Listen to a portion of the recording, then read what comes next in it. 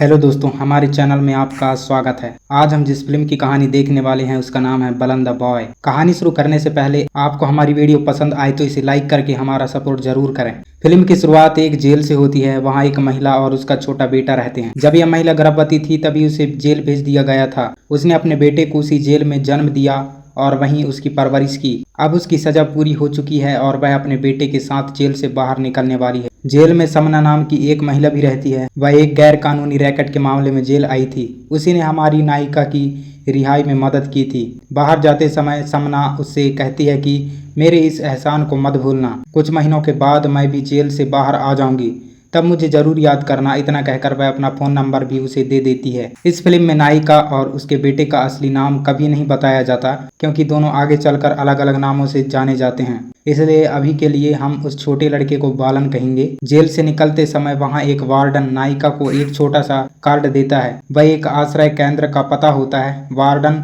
कहता है कि वहां जाकर बात करना, शायद तुम्हें कोई काम मिल जाए। अब नायिका के पास समना का नंबर भी था और यह कार्ड भी। जेल में काम करके उसने जितने पैसे कमाए थे उन्हें लेकर वह अपने बेटे के साथ बाहर निकलती है। लेकिन बाहर जाते ही वह कार्ड और समना का नंबर अपने बेटे को देकर कहती है कि उन्हें कूड़ेदान में फेंक दो, उसे अब किसी की मदद नहीं चाहिए। इसके बाद दोनों एक छोटी सी दुकान पर पहुंचते हैं। वहां सिर्फ एक बूढ़ा दुकानदार था। दोनों खाना खाते हैं। तभी नायिका देखती है कि बूढ़े आदमी से दुकान का काम ठीक से नहीं संभल रहा। सामान बार बार गिर जाता है और अकेले काम करते करते वह बहुत परेशान हो जाता है। यह देखकर नायिका के मन में एक विचार आता है। वह कहती है कि उसके पास खाने के पैसे नहीं हैं, लेकिन अगर वह चाहे तो उसे यहाँ कोई काम दे सकता है। पहले तो बूढ़ा साफ मना कर देता है, लेकिन उसके बार बार कहने पर आखिरकार उसे वहीं रहने की इजाजत दे देता है। अगली सुबह जब बूढ़ा दुकान पर पहुंचता है तब वह नायिका दुकान खोल चुकी होती है। उसने पूरी दुकान साफ कर दी होती है, खाना भी बना लिया होता है और आने वाले ग्राहकों को खाना भी परोस रही होती है। यह देखकर बूढ़ा बहुत खुश हो जाता है, क्योंकि जो काम वह अकेले नहीं कर पाता था वह नायिका आसानी से कर पा रही थी। जब बूढ़ा उसका नाम पूछता है तो वह अपना नाम इंदु बताती है। वह कहती है कि उसका घर इंडुक्की में था। उसका पति बागान में मजदूरी करता था, लेकिन एक हाथी ने उसे मार डाला। इसके बाद वह और उसका बेटा अकेले रह गए, इसलिए अपना गांव छोड़कर यहाँ आ गए। असल में वह हर जगह नई कहानी और नया नाम बताती थी। इतना ही नहीं, वह वही कहानी अपने बेटे को भी याद करा देती थी, ताकि अगर कोई दोनों से अलग अलग पूछे तो दोनों का जवाब एक जैसा हो। एक दिन वही ड्राइवर दुकान पर आता है जिसने पहले उसे देखा था। वह बूढ़े से उसके बारे में पूछता है। बूढ़ा बताता है कि उसका नाम इंदु है, लेकिन ड्राइवर की नजर ठीक नहीं लग रही थी। यह बात बूढ़ा भी समझ जाता है। अब तक नायिका और उसका बेटा दुकान में ही सोते थे, इसलिए बूढ़ा कहता है कि अब दुकान में मत सोना, मेरे घर आ जाओ। वहाँ मैं अकेला रहता हूँ, तुम मेरी बेटी की तरह और तुम्हारा बेटा मेरे पोते की तरह रह सकते हो। लेकिन नायिका को यह बात बिल्कुल पसंद नहीं आती। वह किसी भी रिश्ते में नहीं बंधना चाहती थी। उसकी दुनिया सिर्फ उसका बेटा था। अगली सुबह जब बूढ़ा दुकान पर आता है तब तक दुकान बंद होती है। चाबी वहीं रखी होती है और नायिका अपने बेटे के साथ वहाँ से जा चुकी होती है। इसके बाद वह अखबार में नौकरी के विज्ञापन देखकर अलग अलग जगह काम करने लगती है। हर जगह उसका नाम अलग होता है, उसकी पहचान अलग होती है और उसकी कहानी भी अलग होती है।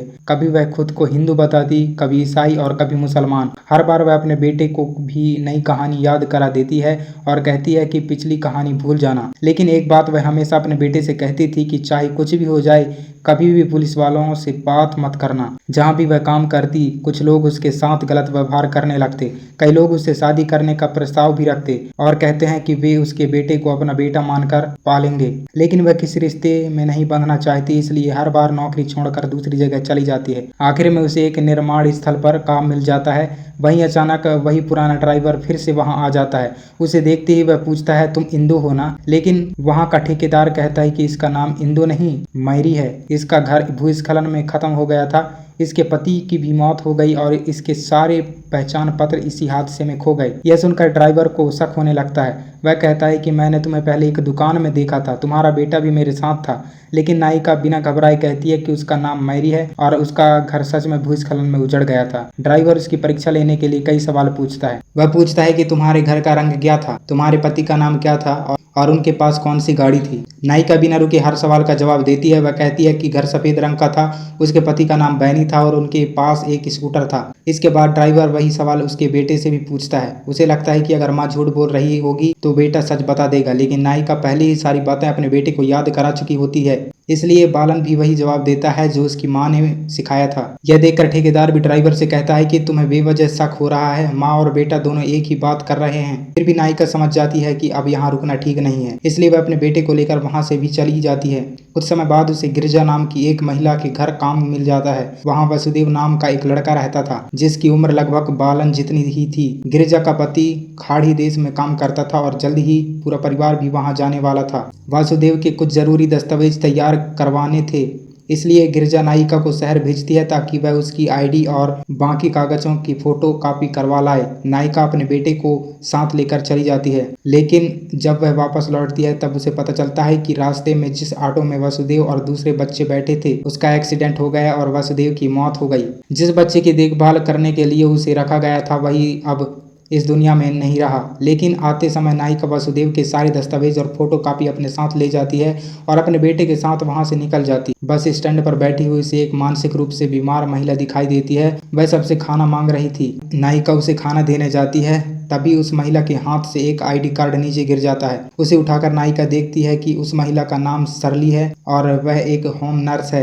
देखने में वह महिला भी लगभग नायिका जैसी ही लगती थी। तभी नायिका अखबार में होम नर्स की नौकरी का एक विज्ञापन देखती है और वहां फोन करती है। फोन अयप्पन नाम का आदमी उठाता है।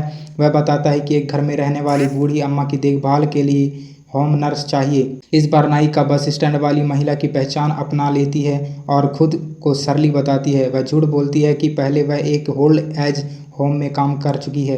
अयप्पन उसे घर का पता बता देता है और कहता है कि वहाँ सिर्फ एक बूढ़ी अम्मा रहती है। उनका बेटा विदेश में रहता है और वह रोज फोन करता है, लेकिन माँ उससे बात नहीं करती। तुम्हें सिर्फ अम्मा की देखभाल करनी है और उनकी हालात की जानकारी उनके बेटे को देनी है। नायिका उस घर पहुंच जाती है। दरवाजा खुला था। अंदर जाकर वह देखती है कि बूढ़ी अम्मा सो रही है। तभी उनके बेटे का फोन आता है। वह फोन उठाकर बात करती है। बेटा कहता है कि उसकी माँ उससे कई सालों से बात नहीं करती, लेकिन उनकी अच्छी तरह देखभाल करना। मैं 1 महीने बाद वापस आ जाऊंगा। फोन रखते ही नायिका देखती है कि बूढ़ी अम्मा उसके सामने बंदूक ताने खड़ी है। वह पूछती है कि तुम कौन हो। नायिका बताती है कि अयप्पन ने उसे नई होम नर्स बनाकर भेजा है। इसके बाद अम्मा उसे खाना बनाने के लिए कहती है। नायिका वैसा ही करती है, हालांकि उनके हाथ में बंदूक देखकर वह थोड़ा डर जाती है। अम्मा को कभी कभी सांस लेने में दिक्कत होती है। ऐसे समय में उन्हें इनहेलर की जरूरत पड़ती थी। नायिका उनकी बहुत अच्छी तरह देखभाल करती थी। एक दिन वह पूछती है कि आप अपने बेटे से बात क्यों नहीं करती। अम्मा बताती है कि उनके पति आज़ादी की लड़ाई लड़ने वाले स्वतंत्रता सेनानी थे। अंग्रेजों ने उन्हें पकड़ने के लिए उन्हें भी बहुत यातनाएं दी थी, लेकिन उन्होंने अपने पति के बारे में कभी कुछ नहीं बताया। अब उनका बेटा उसी देश में जाकर नौकरी कर रहा है जहाँ कभी अंग्रेज रहते थे। यही बात उन्हें बिल्कुल पसंद नहीं है, इसलिए उन्होंने उससे बात करना छोड़ दिया। नायिका को लगता है कि यह घर उसके और उसके बेटे के लिए सुरक्षित है, इसलिए वह कुछ समय यहीं रहने का फैसला करती है। वह अपने बेटे का स्कूल में दाखिला कराने का सोचती है, लेकिन इसके लिए वह उसी वसुदेव के दस्तावेजों का इस्तेमाल करती है जिसकी मौत हो चुकी थी। अब वह अपने बेटे से कहती है कि आज से तुम्हारा नाम वसुदेव है। बालन स्कूल जाना शुरू कर देता है। पहले ही दिन अध्यापिका उससे उसका नाम, उसकी माँ का नाम और उसके घर के बारे में पूछती है, लेकिन बालन कुछ नहीं बोल पाता क्योंकि उसे खुद ही नहीं पता था कि उसका असली नाम क्या है और उसकी माँ का असली नाम क्या है। हर जगह उसकी माँ ने उसे अलग अलग नाम और अलग अलग कहानी याद कराई थी। उसे समझ ही नहीं आता कि सच क्या है। उसकी हालत देखकर अध्यापिका उसे फिलहाल अपनी सीट पर जाकर बैठने के लिए कह देती है। धीरे धीरे बालन को स्कूल अच्छा लगने लगता है। उधर बूढ़ी अम्मा के बगीचे में अक्सर आसपास के बच्चे आम तोड़ने आ जाते थे। उन्हें भगाने के लिए अम्मा बंदूक चला देती थी। उस बंदूक में 2 तरह की गोलियां थी, एक सिर्फ डराने के लिए, दूसरी मारने के लिए। बच्चों को भगाने के लिए वह हमेशा डराने वाली गोली ही चलाती थी। नायिका कभी भी अपने बेटे को घर के सामने वाले रास्ते से स्कूल बस तक नहीं छोड़ती थी। वह हमेशा पीछे के जंगल वाले रास्ते से उसे बस स्टॉप तक ले जाती। वहीं से वह बस में बैठता और शाम को वहीं उतरता।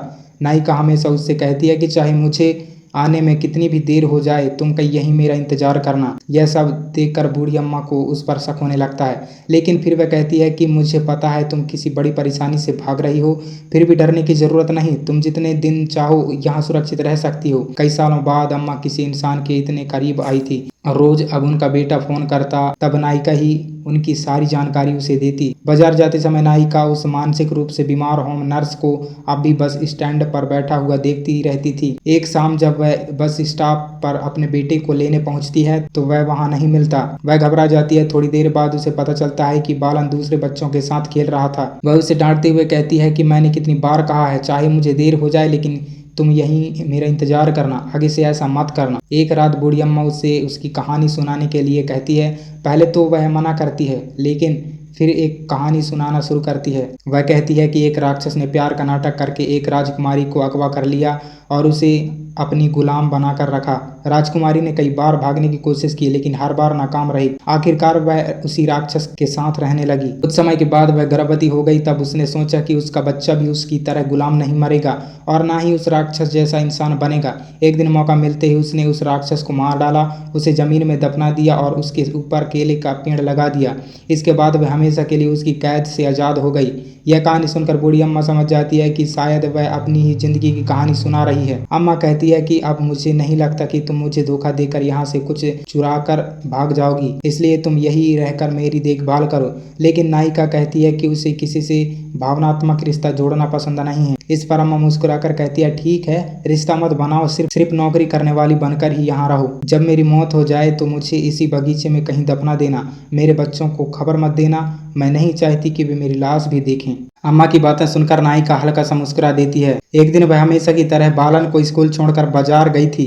तभी अचानक उसकी मुलाकात जेल में मिली सामना से हो जाती है। सामना उसी औरत थी जो सेक्स रैकेट के मामले में जेल में बंद थी। वह काफी समय से नायिका को ढूंढ रही थी। सामना कहती है कि तुमने कहा था कि जेल से बाहर आने के बाद मुझे फोन करोगी, लेकिन तुमने कभी फोन नहीं किया। अगर तुम मेरे साथ रहो तो हम दोनों मिलकर बहुत पैसा कमा सकते हैं। सामना को देखते ही नायिका डर जाती है और वहां से भागकर सीधे घर पहुंच जाती है। घर पहुंचते ही वह बालन से कहती है, अपना सामान समेट लो, अब हम यहाँ नहीं रहेंगे, हमें तुरंत यहाँ से निकलना होगा। लेकिन बालन कहता है, मुझे यहाँ अच्छा लगता है, मैं यहीं रहना चाहता हूँ, मुझे स्कूल भी जाना है। बार बार भागते भागते अब नायिका भी थक चुकी होती है, लेकिन हर जगह कोई ना कोई मुसीबत उसका पीछा करते हुए पहुंच जाती है, इसलिए उसे मजबूर होकर जगह बदलनी पड़ती थी। उसी समय अम्मा की तबीयत अचानक खराब हो जाती है। उन्हें सांस लेने में दिक्कत होने लगती है।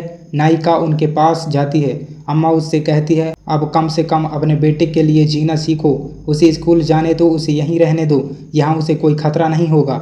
इतना कहने के बाद अम्मा हमेशा के लिए इस दुनिया को छोड़ देती है। नायिका समझ नहीं पाती अब क्या करें। तभी उसे अम्मा की आखिरी बात याद आती है।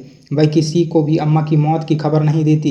जैसा अम्मा ने कहा था वह उन्हें उसी बगीचे में दफना देती है। जब भी अम्मा का बेटा फोन करता नायिका ऐसी ही बात करती जैसे अम्मा अभी भी जिंदा हो, क्योंकि माँ और बेटे के बीच पहले से ही बातचीत बंद थी, इसलिए बेटे को अपनी माँ की मौत का जरा भी पता नहीं चलता।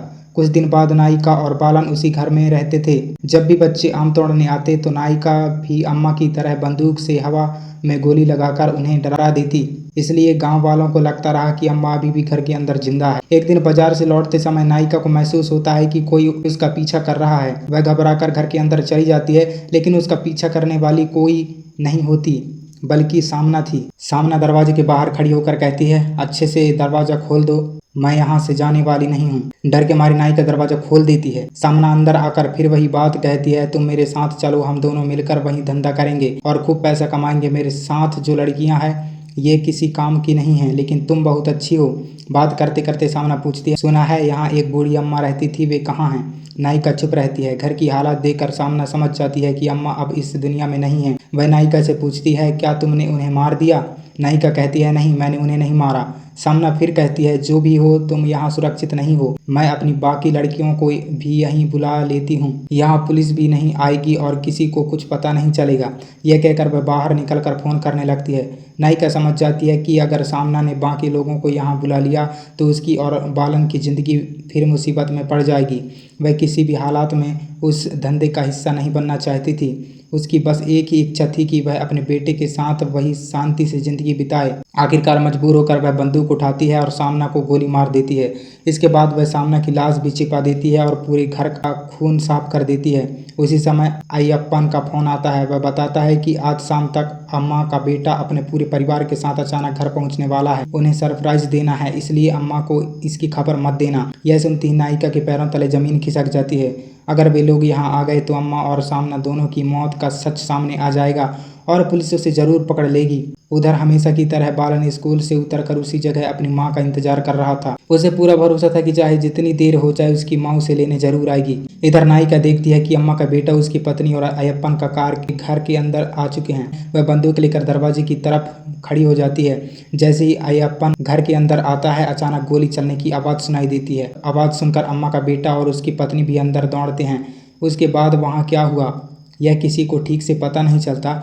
इधर बालन बहुत देर तक अपनी माँ का इंतजार करता रहता है लेकिन वह नहीं आती।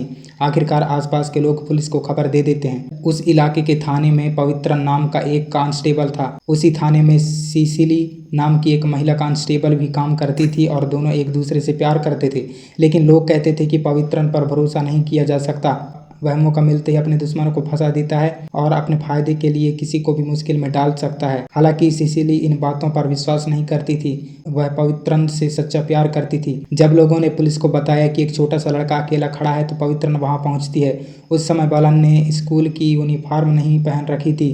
पवित्रन पूछती है इसकी यूनिफॉर्म कहाँ गई। एक आदमी बताता है जब मैंने इसे पहली बार देखा था तब इसने यूनिफॉर्म पहन रखी थी, लेकिन मैं थोड़ी देर के लिए दुकान गया और लौट कर आया तो इसकी यूनिफॉर्म गायब थी।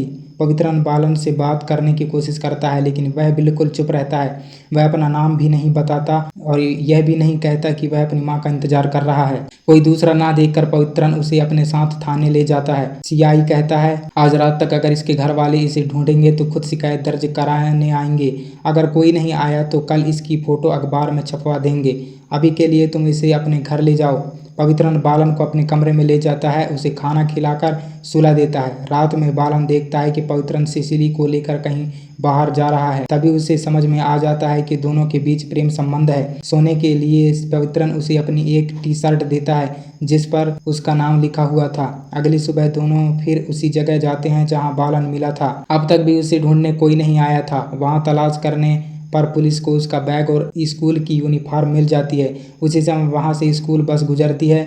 बस में बैठी एक लड़की बालन को देखकर आवाज लगाती है, वासुदेव आज स्कूल नहीं आ रहे और यह क्या पहन रखा है, तुम्हारी यूनिफॉर्म कहाँ है। बस यही सुनकर पवित्रन समझ जाता है कि यह लड़का इसी स्कूल में पढ़ता है और उसका नाम वासुदेव बताया गया है। जैसे ही बालन को एहसास होता है कि पुलिस को उसके बारे में सुराग मिल गया है वह वहां से भागने की कोशिश करता है लेकिन पवित्रन तुरंत उसे पकड़ लेता है। अब पवित्रन को यकीन हो जाता है कि इस बच्चे के पीछे कोई बहुत बड़ा राज छिपा हुआ है। पवित्रन सीआई से कहता है कि इस लड़के के आसपास कोई बहुत बड़ा रहस्य छिपा हुआ है, लेकिन सीआई कहता है ऐसा कुछ नहीं होगा, इसकी माँ कहीं ना कहीं होगी, ठीक से जांच करेंगे तो सब पता चल जाएगा। उसी समय इलाके में एक छोटे बैंक में लूट हो जाती है, इसलिए पूरी पुलिस उस मामले में व्यस्त हो जाती है। पवित्रन सिसिली से कहता है तुम कुछ देर इस लड़के का ध्यान रखना, मैं इसके स्कूल जाकर इसके बारे में जानकारी लेकर आता हूँ। स्कूल बस देखकर उसे पहले ही पता चल चुका था कि बालन किस स्कूल में पढ़ता है। वह स्कूल पहुंचकर उसकी फोटो दिखाता है और पूछताछ करता है। बस में बैठी लड़की ने उसे वसुदेव कहकर बुलाया था, इसलिए वह यही नाम बताता है। स्कूल से उसे वासुदेव का पता मिल जाता है। वह इस लड़के के पुलिस स्टेशन से संपर्क करता है और वहां के पुलिस वालों से वासुदेव के बारे में जानकारी जुटाने के लिए कहता है। वापस लौटते समय रास्ते में उसकी नज़र उसी घर पर पड़ती है जहां नायिका बूढ़ा अम्मा की देखभाल करती थी। वहां पहले से पुलिस मौजूद थी। पवित्रन पूछता है यहाँ क्या हुआ है। एक पुलिस वाला बताता है यहाँ काम करने वाली औरत ने 2 लोगों की हत्या कर दी है। पवित्रन पूछता है क्या इसके साथ कोई बच्चा भी रहता था। पुलिस वाला जवाब देता है ऐसा नहीं लगता, घर में किसी बच्चे के कपड़े नहीं मिले, सिर्फ उसी औरत के कपड़े मिले हैं। तभी पवित्रन के पास दूसरे थाने से फोन आता है। उसे पता चलता है कि असली वासुदेव तो पहले ही एक सड़क दुर्घटना में मर चुका था। उसकी माँ का नाम गिरिजा है और उसके पिता खाड़ी देश में काम करते थे। अब पवित्रन समझ जाता है कि जिस लड़के को उन्होंने पकड़ा है वह किसी और की पहचान लेकर जी रहा था। वह तुरंत सिसिली को फोन करके पूछता है क्या वह लड़का अभी भी तुम्हारे पास है। सिसिली बताती है कि वह थोड़ी देर पहले उसके साथ खेल रहा था, लेकिन अब वह उसे ढूंढने जाती है। लेकिन जब वह उसे ढूंढने जाती है तो वह वहां नहीं मिलता। बालन थाने के पीछे की तरफ कुछ पत्थर हटाकर बने एक छोटे से रास्ते से भाग चुका था। आगे की जांच में पुलिस को पता चलता है कि यही लड़का उस महिला का बेटा है जिसने बूढ़ी अम्मा और सामना की हत्या की थी। अब वह उन हत्याओं का सबसे बड़ा गवाह भी था। बच्चे के भाग जाने पर सीआई पवित्रन को डांटता है, लेकिन पवित्रन तुरंत सारी गलती सिसिली पर डाल देता है। वह कहता है इससे मेरी कोई गलती नहीं है, मैं इसे सिसिली के पास छोड़कर गया था, उसकी लापरवाही की वजह से लड़का भाग गया। अगर किसी पर कार्रवाई करनी है तो उसी पर कीजिए। उस मुश्किल समय में पवित्रन ने सिसिली का साथ छोड़ दिया। सिसिली दुखी होकर कहती है जब सब लोग तुम्हारे बारे में बुरा कहते थे तब भी मैंने कभी उन पर विश्वास नहीं किया, लेकिन आखिर में तुमने मेरे साथ भी यही किया। हालांकि पवित्रन को बाद में अपनी गलती का एहसास होता है, लेकिन तब तक बहुत देर हो चुकी थी। उसी दिन के बाद सिसिली ने उससे हमेशा के लिए रिश्ता तोड़ दिया। बाद में उसने किसी और से शादी कर ली। पवित्रन के मन में इस सब के लिए बालन के प्रति गुस्सा बैठ गया। उधर पुलिस ने नायिका को गिरफ्तार करके जेल भेज दिया। इसके बाद कहानी कई साल आगे बढ़ती है। अब बालन बड़ा हो चुका है। एक दिन वह बस में सफर कर रहा होता है। रास्ते में उसकी नजर उसी जगह पर पड़ती है जहाँ वह बचपन में स्कूल बस का इंतजार किया करता था। पुरानी यादें ताजा होती ही वह बस से उतर जाता है। अब वह अपनी माँ को ढूंढने निकलता था। इतने साल बीत जाने के बाद भी उसे अपनी माँ का कोई पता नहीं चल पाया था। सबसे पहले वह उसी पुराने घर पहुँचता है जहाँ वह अपनी माँ और बूढ़ी अम्मा के साथ रहता था। अब वह घर पूरी तरह सुनसान था। चारों तरफ झाड़ियां और जंगल उग गए थे। वहां उसे वही लड़के दिखाई देते हैं जो बचपन में आम तोड़ने आया करते थे। बालन उससे पूछता है, इस घर में रहने वाले लोग कहाँ गए? वे बताते हैं कि यहाँ काम करने वाली औरत ने बूढ़ी अम्मा के साथ साथ एक और महिला की भी हत्या कर दी थी। बाद में जब अम्मा का बेटा और अयप्पन वहाँ पहुंचे तब भी उसने उन पर बंदूक तान दी थी, लेकिन अयप्पन ने समय रहते उसे पकड़ लिया और पुलिस ने उसे गिरफ्तार कर लिया। यह सब सुनते ही बालन सीधे उसी पुलिस स्टेशन पहुंच जाता है जहाँ से वह बचपन में भाग गया था। अब वहाँ बहुत कुछ बदल चुका था। पहले कांस्टेबल रहने वाला पवित्रन अब उसी थाने का सीआई बन चुका था। उस समय का साधारण कांस्टेबल सोमशेखरन अब हेड कांस्टेबल बन गया था। सिसिली अब वहाँ नहीं थी, उसका तबादला हो चुका था। बालन सीधे पवित्रन और सोमशेखरन के पास जाकर पूछता है, क्या आपको मैं याद हूँ? जैसे ही वह बताता है कि कई साल पहले वही बच्चा थाने से भाग गया था, दोनों उसे पहचान लेते हैं। लेकिन पवित्रन के मन में आज भी उसके लिए गुस्सा था।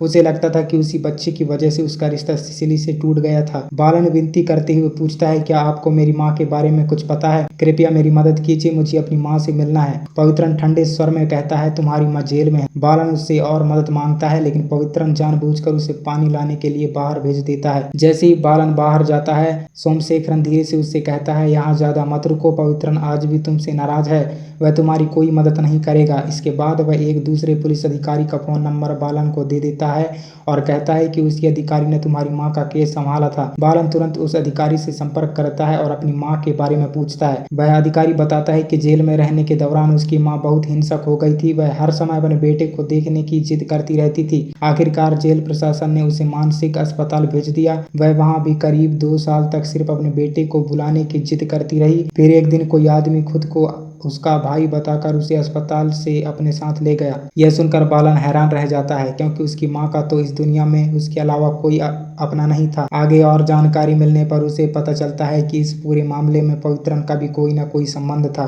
बालन को अब पता चल चुका था कि उसकी माँ को मानसिक अस्पताल से ले जाने के पीछे पवित्रन का हाथ था। यह जानकर वह गुस्से में फिर से पुलिस स्टेशन पहुंच जाता है। वह बार बार पवित्रन से पूछता है, मेरी माँ कहाँ है? पवित्रन मुस्कुराकर कहता है, मुझे अच्छी तरह पता है कि तुम्हारी माँ कहाँ है, लेकिन मैं तुम्हें नहीं बताऊंगा। इसके बाद बालन रोज पुलिस स्टेशन आने लगा और अपनी माँ के बारे में पूछकर हंगामा करने लगा, लेकिन पवित्रन हर बार उसे खाली हाथ लौटा देता। असल में पवित्रन के मन का गुस्सा अभी तक खत्म नहीं हुआ था। सिसिली अब किसी और से शादी करके अपनी जिंदगी में खुश थी, लेकिन पवित्रन यह बात आज तक स्वीकार नहीं कर पाया था। उसे लगता था कि उसकी जिंदगी बर्बाद होने की वजह सिर्फ बालन है, इसलिए वह किसी भी हालात में उसकी मदद नहीं करना चाहता था। एक दिन पवित्रन फिर कहता है, तुम चाहे जितनी कोशिश कर लो, मैं तुम्हें तुम्हारी माँ के बारे में कभी नहीं बताऊंगा। तब बालन कहता है, अगर आप मुझे मेरी माँ से मिलवा देंगे तो मैं आपको उस अपराधी तक पहुंचा दूंगा जिसे आप कई सालों से ढूंढ रहे हैं। पुलिस स्टेशन के नोटिस बोर्ड पर एक वांटेड अपराधी की तस्वीर लगी हुई थी। अब उसकी माँ पर हत्या का मामला चल रहा था। उसी समय एक बैंक डकैती भी हुई थी। उस डकैती का मुख्य आरोपी अब्बास था। बालन कहता है, मैं अब्बास को जानता हूँ, मैं आपको उसके पास ले जा सकता हूँ, लेकिन बदले में आपको मेरी माँ से मिलवाना होगा। यह सुनते ही वहाँ मौजूद सभी पुलिस वाले हैरान रह जाते हैं। वे सोचने लगते हैं कि आखिर इस लड़के को अब्बास के बारे में कैसे पता है। यहीं से कहानी फ्लैशबैक में चली जाती है। जब बालन बचपन में पुलिस स्टेशन से भाग गया था, तब वहाँ चुपके से सड़क पर जा रहे एक ट्रक में बैठ गया था। उसी समय बैंक डकैती करने के बाद भाग रहा अब्बास भी उसी ट्रक में आकर छिप गया था। शुरू में अब्बास को लगा कि यह बालक शायद ट्रक चालक का कोई रिश्तेदार है। कुछ देर बाद ट्रक केरल और कर्नाटक की सीमा पर पहुंचता है। वहां दोनों ट्रक से उतर जाते हैं। बालन को बिल्कुल नहीं पता था कि अब उसे कहां जाना है। ट्रक चालक उसे बताता है, तुम मेरे ट्रक में कब चढ़ गए, और फिर उसे नीचे उतार देता है। बालन देखता है कि अब्बास पैदल जा रहा है, इसलिए वह चुपचाप उसके पीछे पीछे चलने लगता है, लेकिन अब्बास उसे अपने पीछे आते देखकर गुस्सा हो जाता है। वह पत्थर उठाकर उसकी तरफ फेंकता है और उसे वहां से भगा देता है। कुछ देर बाद अब्बास पीछे मुड़कर देखता है तो बालन कहीं दिखाई नहीं देता,